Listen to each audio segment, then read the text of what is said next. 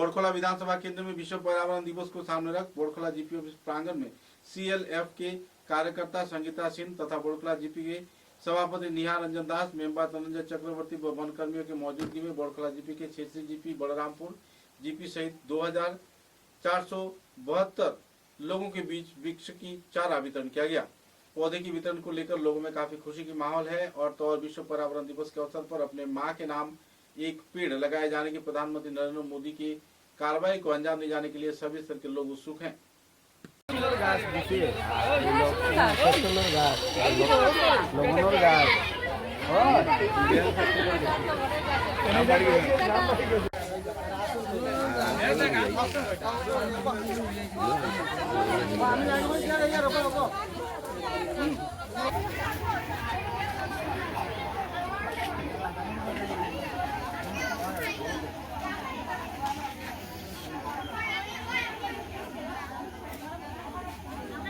আমি মহিলা জাগরণ ক্লাস্টার লেভেল ফেডারেশনের সেক্রেটারি।